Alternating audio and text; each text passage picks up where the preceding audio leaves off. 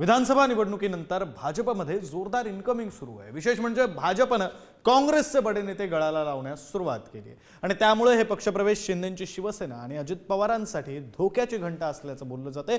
कारण जिथे मित्रपक्षांचे आमदार आहेत तिथले नेते भाजपमध्ये प्रवेश करतायत। या संदर्भातला हा रिपोर्ट पाहूया।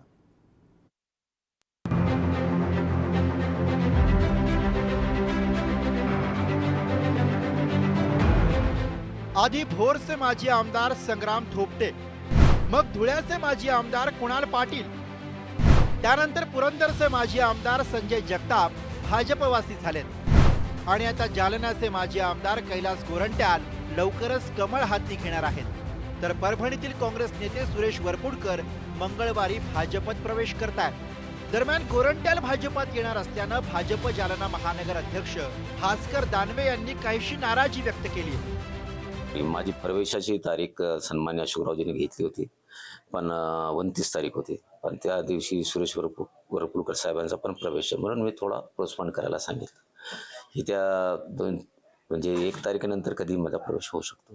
हे बघा, आमची तर इच्छा आहे की सन्मान्य मुख्यमंत्रीजी आणि सन्मान्य रवींद्र चव्हाणजी जे भारतीय जनता पार्टीचे अध्यक्ष आहे ते उपस्थित पाहिजे आणि माझ्यासोबत सन्मान्य खासदार दानवे, माजी खासदार दानवे साहेब, अशोकरावजी चव्हाण, अतुलजी सावे आणि बी.के. पाटील हे उपस्थित राहणार त्या दिवशी। भाजपमध्ये प्रवेश करणार आहेत, कार्यकर्त्यांच्या भावना लक्षात घेऊन ते प्रवेश करणार आहेत असं म्हणतात। तर नांदा सौख्य बरे, दिल्या घरी सुखी राहा।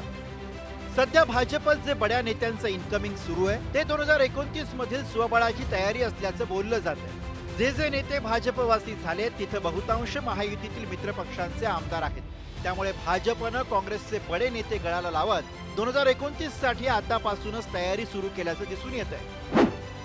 भोर मतदारसंघ सध्या राष्ट्रवादी काँग्रेसचे शंकर मांडेकर आमदार आहेत, काँग्रेसचे माजी आमदार संग्राम थोपटे भाजपत आले। पुरंदर मतदारसंघ सध्या शिंदेंच्या शिवसेनेचे विजय शिवतारे आमदार आहेत, काँग्रेसचे माजी आमदार संजय जगताप भाजपवासी झालेत। जालना मतदारसंघ सध्या शिंदेंच्या शिवसेनेचे अर्जुन खोतकर आमदार आहेत, काँग्रेसचे माजी आमदार कैलास गोरंट्याल भाजपत प्रवेश करणार आहेत। पाथरी मतदारसंघ सध्या राष्ट्रवादी काँग्रेसचे राजेश विटेकर आमदार आहेत, काँग्रेसचे माजी आमदार सुरेश वरपुडकर भाजपत प्रवेश करणार आहेत। जी मंडळी जात आहे ती केवळ वैयक्तिक स्वार्थापोटी आणि सत्तेच्या हव्यासापोटी जात आहे। त्यांना जनतेशी काही देणं घेणं नाही, जनतेच्या भावनेशी काही देणं घेणं नाही, अशा प्रकारची प्रवृत्ती आम्ही समजतो। आणि एकच आहे की यांना जनता योग्य प्रत्युत्तर देईल। यांचे सगळे मनसुबे जनता उधळून लावेल।